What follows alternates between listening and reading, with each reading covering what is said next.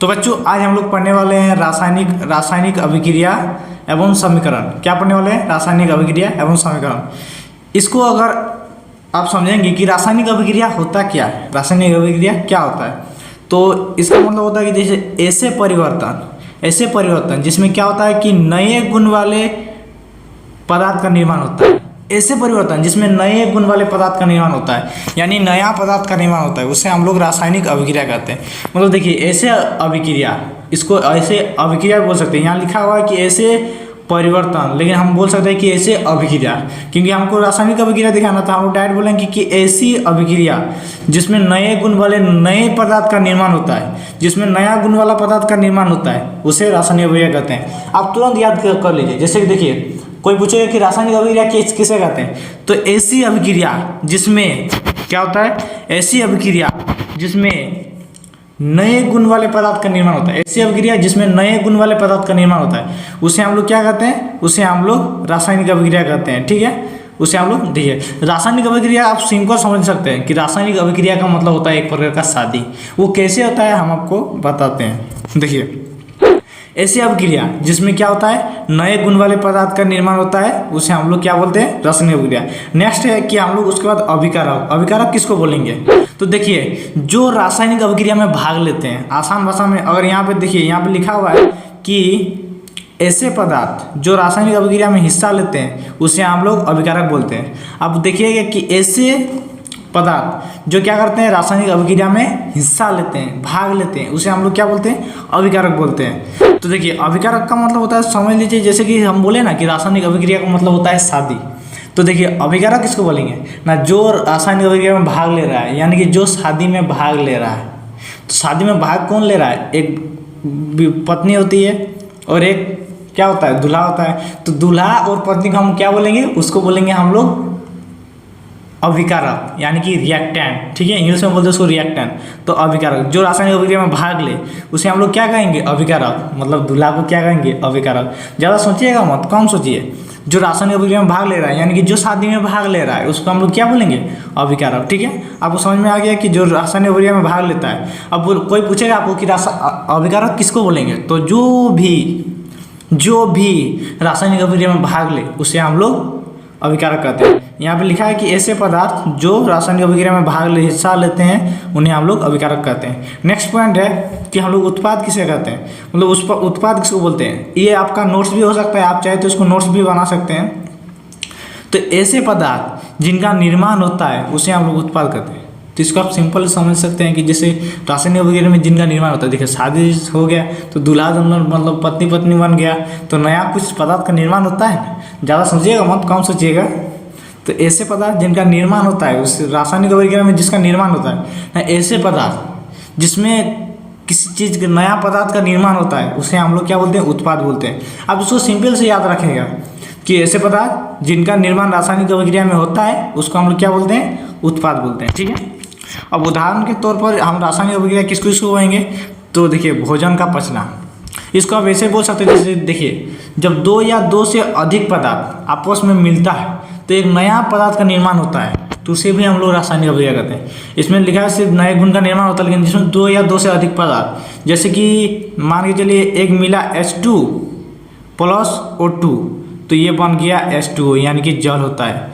ये मिल के बन जाएगा क्या, H2O। ठीक है, तो इसी को हम लोग बोलते हैं रासायनिक अभिक्रिया। ठीक है, तो इसमें देखिए उदाहरण के लिए हम क्या क्या बोल सकते हैं ना, भोजन का पाचन, शोषण, लोहे में जंग लगना, मैग्नीशियम के फीते का जलना, दही का बनना, ये सब क्या है, ये सभी रासायनिक अभिक्रिया है। ठीक है, नेक्स्ट है कि रासायनिक अभिक्रिया के परीक्षण। देखिए रासायनिक अभिक्रिया होता है तो उसमें क्या, हम कैसे पहचानेंगे कि इसमें रासायनिक अभिक्रिया होगा, तो उसमें क्या क्या चेंजिंग होता है उसको हम लोग देखेंगे।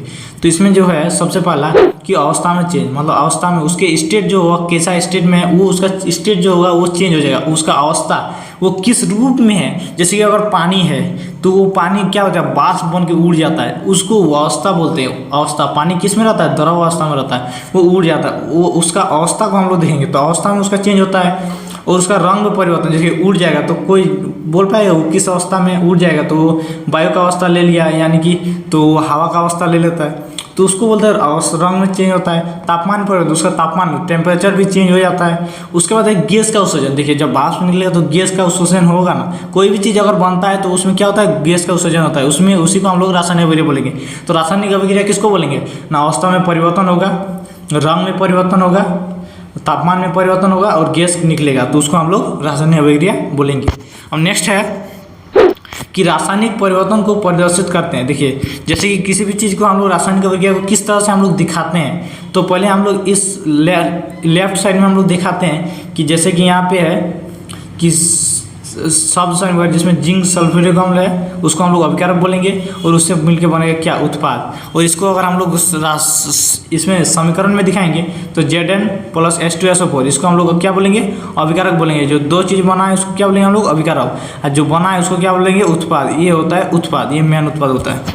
अब नेक्स्ट है कि रासायनिक समीकरण। अब रासायनिक समीकरण किसको बोलते हैं, तो देखिए रासायनिक समीकरण किसको बोलेंगे, तो रासायनिक अभिक्रिया रासायनिक समीकरण द्वारा निरूपित किया। देखिए रासायनिक अभिक्रिया होती है उसको हम लोग किसके द्वारा निरूपित करते हैं, मतलब किसके द्वारा दिखाते हैं, तो रासायनिक समीकरण के द्वारा हम लोग लिख के दिखाते हैं। जैसे कि हम अभी जस्ट पहले दिखाएं कि देखिए इसको हम लोग जिस तरह से रासायनिक समीकरण के रूप में लिख के दिखा रहे हैं उसी को हम लोग रासायनिक अभिक्रिया कोई जब हम लोग लिख के दिखाते हैं तो उसी को हम लोग रासायनिक समीकरण बोलते हैं। ठीक है, तो उसी तरह उसको भी बोलेंगे। तो देखिए रासायनिक समीकरण में तत्वों या प्रतीक अभिकारक उत्पाद सूत्रों को उनकी भौतिक अवस्था में लिखी जाती है। देखिए उसको क्या करते हैं हम लोग, उसके तत्व का जो एलिमेंट आप पढ़े हैं 9-10 में, जैसे कि H2 होता है, वो सब क्या होता है, एलिमेंट होता है। तो उसको हम लोग वही सबको अगर दिखाते हैं तो उसी को हम लोग उसको अभिकारक को उसको रासायनिक सूत्र में दिखाते हैं तो उसी को हम लोग रासायनिक समीकरण बोलते हैं। अब आप आसान भाषा में इसको समझिए कि हम लोग रासायनिक समीकरण किसको बोलेंगे। तो देखिए जब रासायनिक अभिक्रिया को हम समीकरण के रूप में लिखते हैं तो उसे रासायनिक समीकरण कहते हैं। रासायनिक अभिक्रिया को क्या कहेंगे,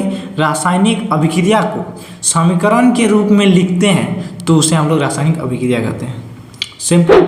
जैसे कि रासायनिक अभिक्रिया में आवश्यक परिस्थिति जैसे कि ताप, दाब, उत्प्रेरक, तीर के निशान के ऊपर नीचे लगाए। अगर रासायनिक अभिक्रिया में किसी चीज़ का आवश्यक होगा, जैसे कि वायु की आवश्यकता है, तो ऊपर में हम लोग लगाते हैं कि O2 चाहिए, ऑक्सीजन चाहिए, सूर्य का प्रकाश चाहिए, उसको ताप, दाब, उत्प्रेरक की उसको तीर के एरो जो होता है उसके ऊपर में दिखाए। अब एरो क्या होता है वो हम अभी जस्ट बताएंगे आपको। यहाँ लिखा है कि रासायनिक अभिक्रिया को संतुलित करना। अब रासायनिक अभिक्रिया को संतुलित करना क्यों आवश्यक है, रासायनिक अभिक्रिया को हम लोग संतुलित करते हैं, रासायनिक अभिक्रिया संतुलित कैसे करते हैं वो भी दिखाएंगे। तो रासायनिक अभिक्रिया को संतुलित करना क्यों आवश्यक है, तो देखिए रासायनिक अभिक्रिया को संतुलित करना आवश्यक है क्योंकि देखिए द्रव्यमान संरक्षण के नियम के अनुसार, द्रव्यमान संरक्षण का एक नियम था उसके अनुसार कि किसी भी रासायनिक अभिक्रिया में द्रव्यमान का ना तो निर्माण होता है ना ही विनाश।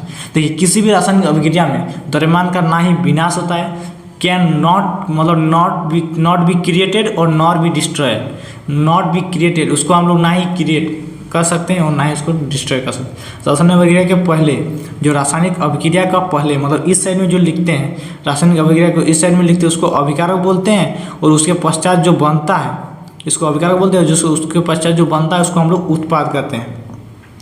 और वो दोनों साइड जो होता है वो क्या होना चाहिए, परमाणुओं की संख्या समान होनी चाहिए, उसी को हम लोग संतुलित करते हैं। अब संतुलित कैसे करेंगे वो भी दिखाते हैं। जैसे कि देखिए यहाँ पे ये दिया है रासायनिक समीकरण दोनों साइड में इक्वल होना चाहिए, उसी को हम लोग बोलेंगे संतुलित रासायनिक समीकरण।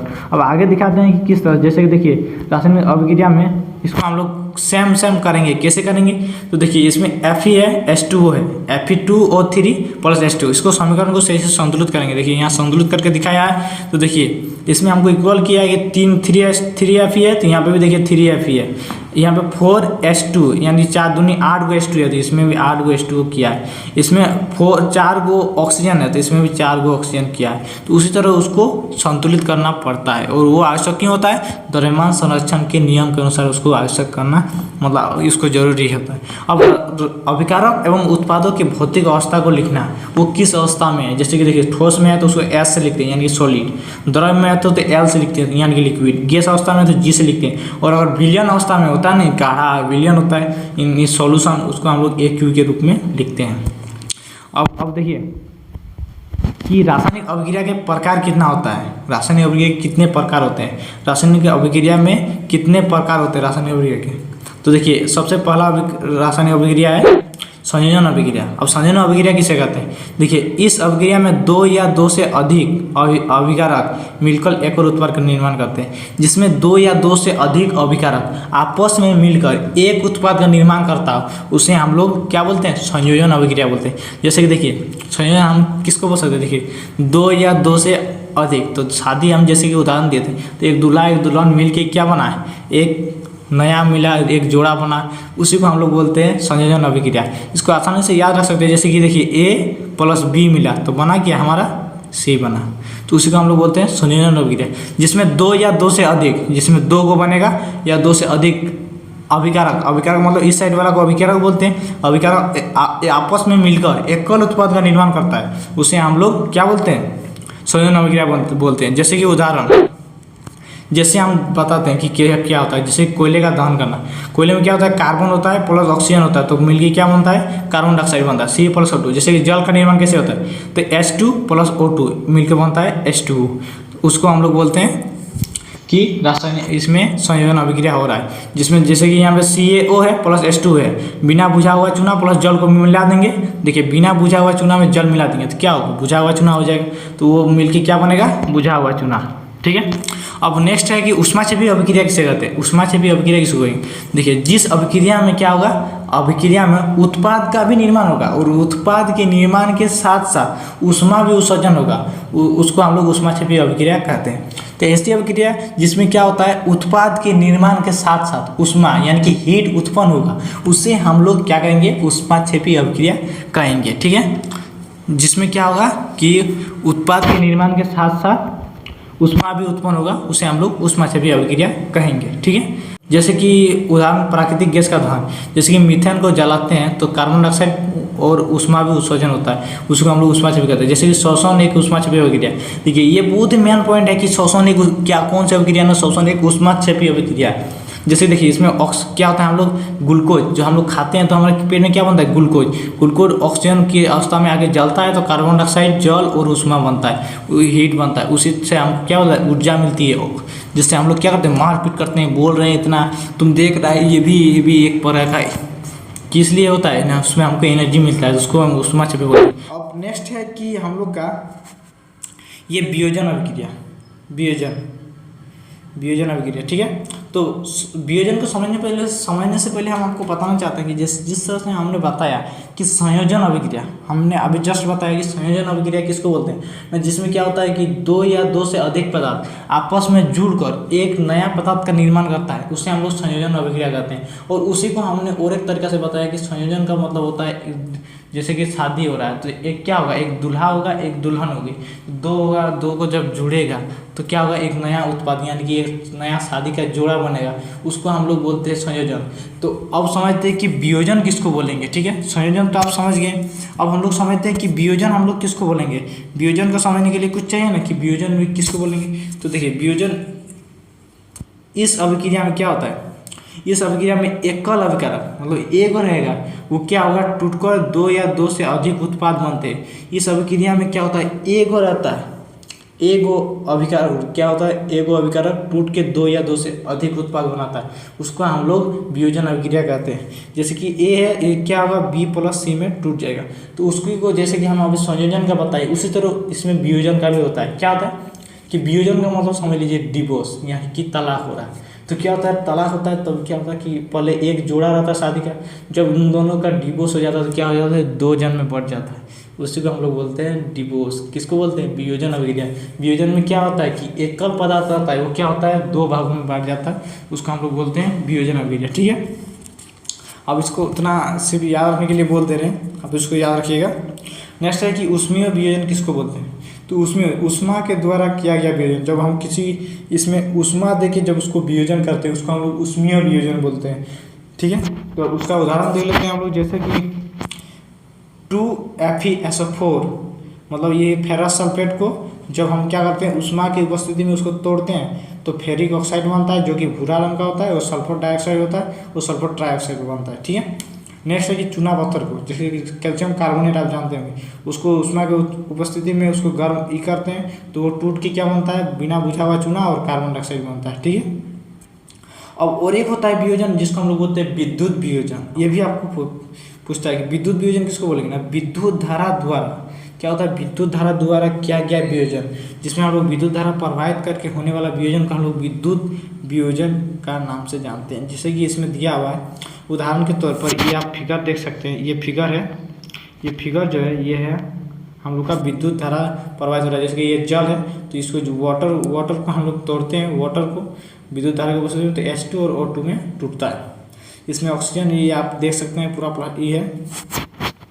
अब और एक होता है प्रकाशीय वियोजन। अब समझते हैं कि प्रकाशीय वियोजन क्या होता है। तो प्रकाश सूर्य के प्रकाश की उपस्थिति में, देखिए जब सूर्य की यानी कि सनलाइट की उपस्थिति में क्या गया वियोजन को हम लोग उस प्रकाशीय वियोजन बोलते हैं। सूर्य के प्रकाश की उपस्थिति में होने वाला वियोजन को हम लोग प्रकाशीय वियोजन बोलते हैं। ठीक है, प्रकाश की उपस्थिति में, सूर्य के प्रकाश की उपस्थिति में होने वाले वियोजन को हम लोग प्रकाशीय वियोजन कहते हैं। जैसे कि AgCl, ये आपका पूछता है एग्जाम में कि AgCl कैसा वियोजन है ना, प्रकाशीय वियोजन है। ठीक है, इसको हम लोग किस में कहते हैं ना, सूर्य के प्रकाश की उपस्थिति में। Ag और Cl2 में टूटता है और AgBr ये भी सूर्य का प्रकाश है। और इसको हम लोग संयाम, इसी अभिक्रिया को, इसको याद रखना है आपको, ये मेन पॉइंट है। इस अभिक्रिया को हम लोग उपयोग श्याम श्वेत फोटोग्राफी में होता है। श्याम श्वेत यानी कि ब्लैक एंड वाइट फोटोग्राफी में हम लोग इसका उपयोग करते हैं। नेक्स्ट है कि ऊष्माक्षेपीय अभिक्रिया।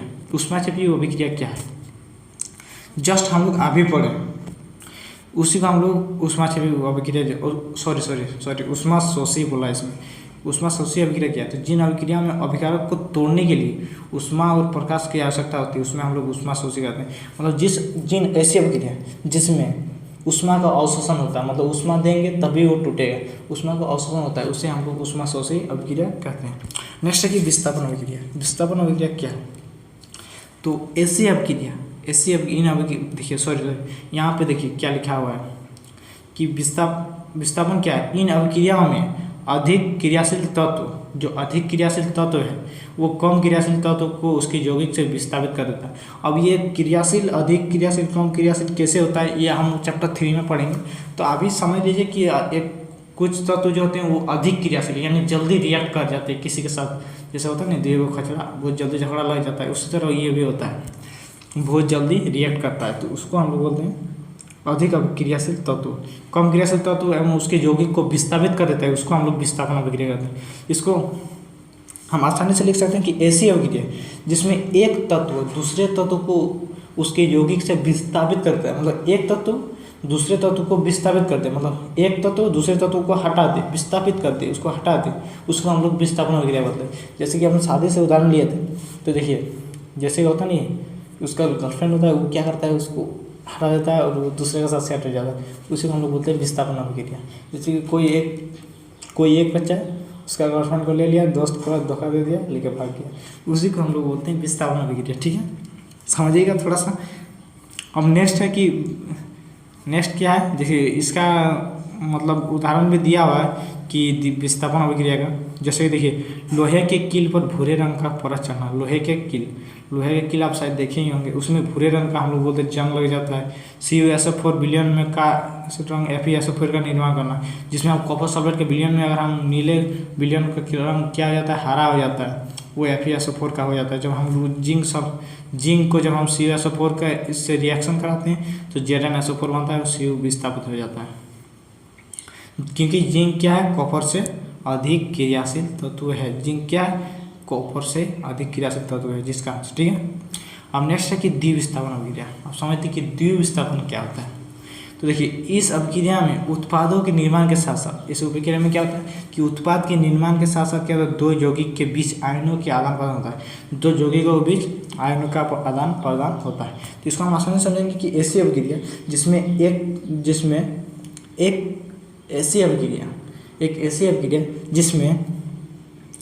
एक दूसरा यौगिक क्या करता है, आयनों का आदान प्रदान से बनता है, उसको हम लोग द्विविस्थापन अभिक्रिया कहते हैं। जैसे कि इसका हम शादी से उदाहरण लेंगे कि इसका गर्लफ्रेंड उसके साथ सेट होगी, इसका गर्लफ्रेंड इसके साथ, उसको बोलते हैं हम लोग द्विविस्थापन।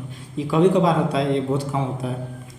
तो इसको बोल सकते हैं कि बेरियम सल्फेट के सफेद मतलब देखिए इसको हम लोग उदाहरण ले सकते हैं कि sodium sulphate barium chloride, sodium sulphate barium chloride, तो बनेगा क्या, बेरियम सल्फेट सोडियम क्लोराइड। ये उल्टा हो जा रहा है, देखिए Na चल जा रहा है Cl के पास और Ba आ जा रहा है SO4 के पास। ठीक है, और बेरियम सल्फेट क्या होता है कि सफेद अवक्षेप का निर्माण होता है, इसलिए इस अभिक्रिया को अवक्षेपण अभिक्रिया कहते हैं। और इस अभिक्रिया को हम लोग अवक्षेपण अभिक्रिया भी कहते हैं, जिसमें अवक्षेप का निर्माण होता है। जिस अभिक्रिया में अवक्षेप का निर्माण होता है उसे अवक्षेपण अभिक्रिया कहते हैं।